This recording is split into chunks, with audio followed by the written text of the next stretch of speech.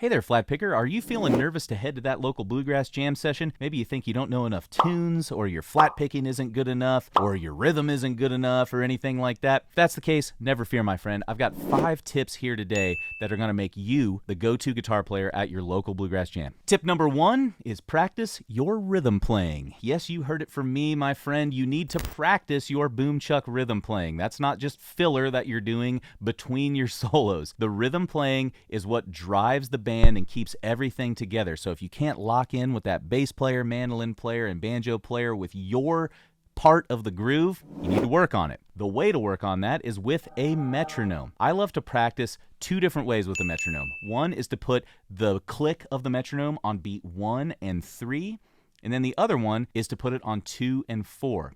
This emulates playing with a bass player who is typically playing on 1 and 3, 1, 2, 3, 4, 1, 2, 3, 4, and then playing with a mandolin player who typically plays on 2 and 4, a 1, 2, 3, 4, 1, 2, 3, 4. Both of these practice methods will kind of give you that centered feel in the groove and know how to play when both of them are combined. So let's practice some boom chuck rhythm on a G chord. The way that I like to get these on the downbeat is to count like this: 1, 2, 3, 4, 1, 2, 3, 4, 1, 2, 3, 4, 1, 2, 3, 4.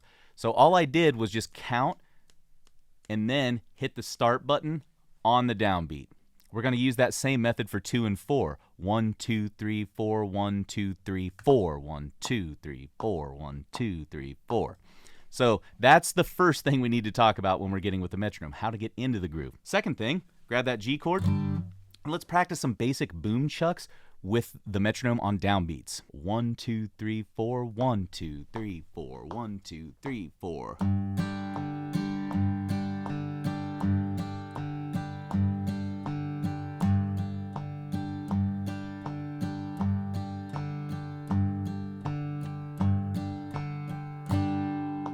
As you're practicing along with the boom chuck on those downbeats, the thing that you should be noticing or looking for is, are those booms,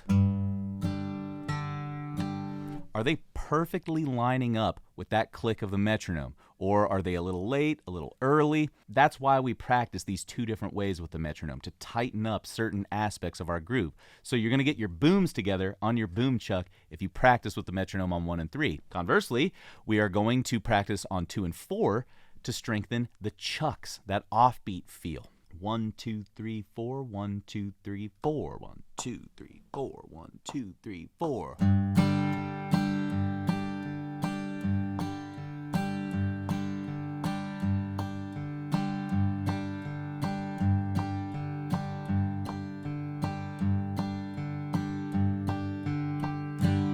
So, how were your chucks there? Were they lining up with those clicks? Were they a little late? Were they a little early? That's something to focus on. And if you can't do that with just a G chord like we were doing there, that's the place to practice. Grab a G chord, set your metronome. We're at 80 beats per minute here right now, and then just get to work. Once you feel pretty good and solid with your booms and your chucks, another thing you can do is cut that metronome in half and just have it click on the downbeat. That'll really test how well your groove holds up by itself. Let's try that out. I'm putting the metronome down at 40 beats per minute. So we've got 1,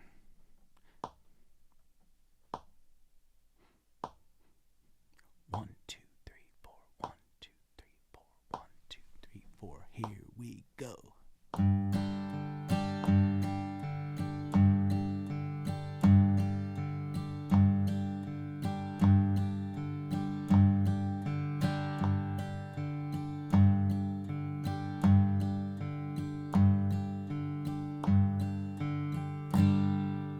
That one's a challenge for you intermediate and advanced players out there, so if that's something that gives you a bit of a challenge, work with it a little bit. A couple other things that we can do to practice our rhythm playing for that jam session. One is to practice what I call bluegrass grammar and punctuation.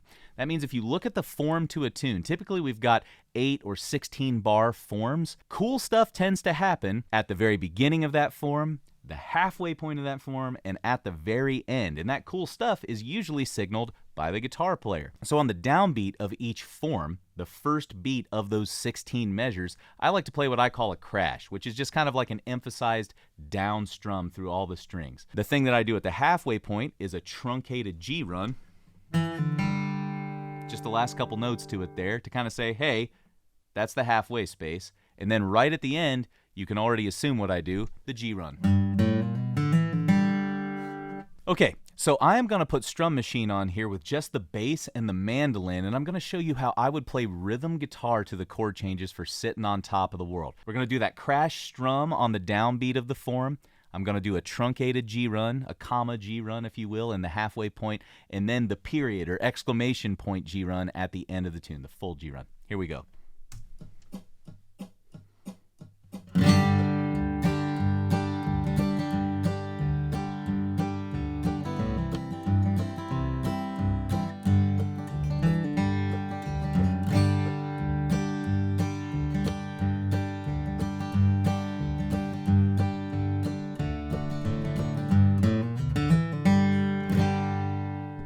There you have it, my friend. That's how I would play through one single form of Sitting on Top of the World. Big crash beat. I even did the big crash beat after the truncated G run at the halfway point. That's another way to add some kind of weight to that section of the tune. And at the very end, the full G run to kind of give us a sense of resolution and that maybe a new verse is about to start or a new chorus. The last thing I'll talk about with regards to rhythm in a bluegrass jam is learning the 3 levels of the boom chuck. The boom chuck, the boom chucka,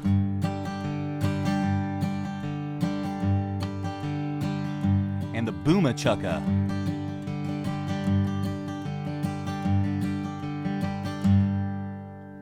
If you can learn all 3 layers of that, then you're going to have all of the tools that you need to kind of combine and recombine to make new and interesting rhythmic parts. I'm not going to go into detail on that today, but if you check out this lesson right here, you'll have a better sense of it. Point number 2, do your homework. I see this happen all the time. You see some cool young 20-somethings walk into a bluegrass jam session for the first time. They get into the circle and they start calling tunes by Billy Strings or Trampled by Turtles or Sierra Farrell or any of these tunes. While I love those tunes and will absolutely jam with anyone that wants to play those things, there's some kind of etiquette and rules to bluegrass that you could probably have a good understanding of before you go into your first jam session. The first thing that I would say when doing your homework is to learn 20 bluegrass standards. And what I mean by bluegrass standards, tunes by Flatt and Scruggs, Bill Monroe, and the Stanley Brothers. I know that there are other first-generation bluegrass acts that I could say in there, but I'm going to limit you right now, you, yes, you, to those 3 artists and learning 20 tunes, 20 vocal tunes from those artists. If you have a good idea of what Bill Monroe, Flatt and Scruggs, and the Stanley Brothers liked to play, you will have a great idea of what the standard repertoire of bluegrass sounds like, making you a better jam buddy at your local jam session. The next thing I would do in the process of doing your homework is learn to sing 3 to 5 of those bluegrass tunes. Showing up to a bluegrass jam session and having a vocal tune to offer immediately adds some credibility to you and then also pulls you into the circle a little better because you'll likely have some folks that know the harmony to the chorus on that tune, and it'll really be kind of a more fulfilling experience if you have a vocal tune to contribute to the bluegrass jam. Like I was getting at in the beginning, another point to remember is don't call modern tunes or non-standard tunes. I'm not saying never play those tunes or call those tunes, but what I am saying is until you've established some authority musically and personally at that jam session, it's best to stray away from tunes that are not standards. Remember, the jam session is for everyone, the community to get together and have a good time playing bluegrass, and most of us know the standard repertoire. I know that you can get bored with that, but check it out. There are so many standard tunes out there that if you're bored with the standards that you play, go learn another one. It's likely a tune that the other folks in the jam have heard and can follow along with. The last point is on instrumental tunes, you should probably learn these 10 tunes. Not limited to these 10 tunes here on the screen right now, but these are the ones that you're likely going to have the most success when you call them out to people. There are tons of instrumental tunes out there, and as I've talked about with my buddy, Marcel and Andy Hatfield and stuff, they tend to change by region. So the thing that you might want to do is learn these 10 tunes because most people play these ones, but then go to that jam session and listen for what instrumental tunes are called. If you heard some tunes called that you don't know, there's your homework. Point number 3, your solos. What should we be doing for our solos in a bluegrass jam session? Well, you should probably just flail your way through the G major pentatonic scale as fast and randomly as you possibly can. That's a joke. That's probably what most of us are guilty of when we first show up to these jam sessions, right? Because they're calling a lot of tunes that we don't know the melodies to and stuff like that. But that is the big clue right there. Learn the melody. Well, Hayes, I'm at the jam session right now. How am I supposed to learn the melody? It's totally possible for you to do this. And the way to start is to listen to the first verse and chorus and see if you can grab the first note of the downbeat of the form to that tune. That's going to be a huge asset to you when you start your solo. If you grab the first note of the melody as the first note of your solo, everyone in that jam circle automatically feels 200% more comfortable than they did the second before you started your break, because it seems like you know what's going on. They're going to be more confident in accompanying you. Everybody knows where we are in the solo, so it's a great thing to just grab that first note that the vocalist is singing and then use that as the melody note that you start with in your solo. Then after that, you can go through the pentatonic scale if you don't know the rest of the melody. But my challenge is to perpetually see if you can learn a few notes more of the melody. Maybe you can learn the first 3 notes of the melody and it'll sound really cool. So how about Blue Ridge Cabin Home? There's a well there. Oh, thank God we start on a root. There's a well. G-A-B. Can't get any easier than that. So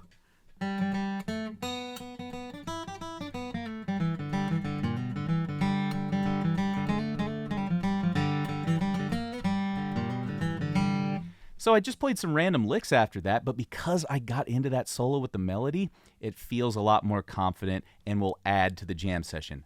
Trust me. And along those lines, I just want to say your idea of what a cool solo is probably 90% more complex than what anyone else's idea of what a good solo will sound like on that tune. We always want to play all of our hot licks and those triplet licks that we learned from that Tony Rice solo, blah, blah, blah. The best thing you can do for your solo is to learn to play the melody or play something like the melody. Then if that melody has some gaps or spaces in it, fill those with those hot licks. So for example, Blue Ridge Cabin Home.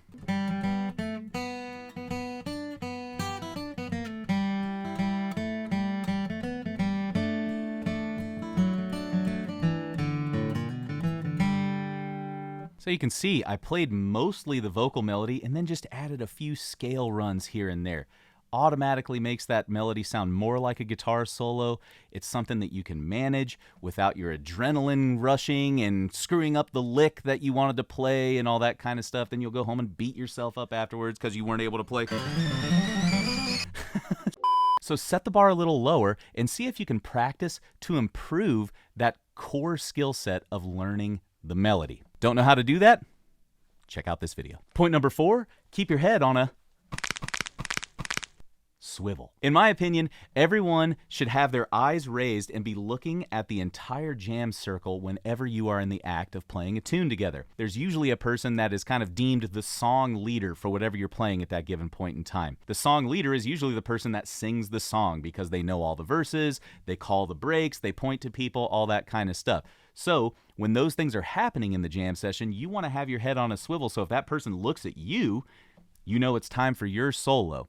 Or they might even be looking at everyone just to signal it's the last time through the tune. They'll do the old kick the leg out, that kind of thing. So definitely keep your eyes up, head on a swivel. Another reason you might want to be doing that is say the band leader or the song leader looks to someone to take a solo. That person's eyes are on the ground. If they don't take the solo, you can jump in, fill the space. The jam goes off without a hitch. So head on a swivel. Related to head on a swivel, we'll call this point 4B, is to listen to everyone. Does it sound like the bass player is dragging? Does it sound like the mandolin player is rushing? Does it sound like you aren't fitting in with the groove? You won't know how to fix these problems unless you are listening and acutely honing in on different members of the ensemble.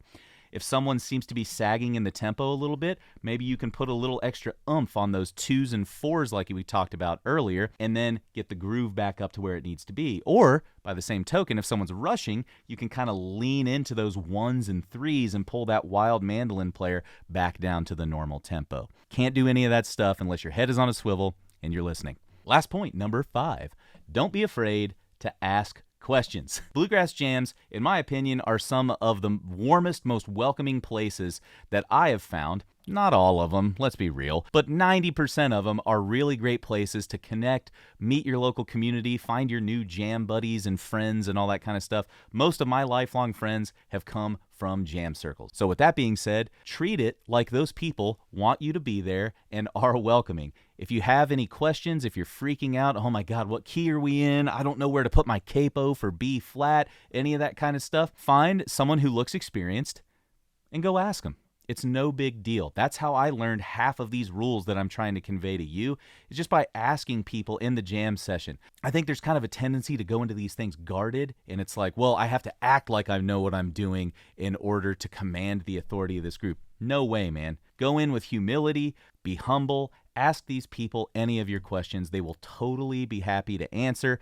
And every now and again, you'll get someone who snickers or sneers or something like that. And if that's the case, that guy's a jerk. Don't ask that guy again and move on to the next person. You're going to find that in every jam session. And that's something that I honestly had a hard time with. I was pretty shy and had kind of a soft ego when I got into this stuff. It's a lot to expose yourself and put yourself out there playing solos and rhythm and singing and all this kind of stuff if you haven't done it a lot. So ask questions.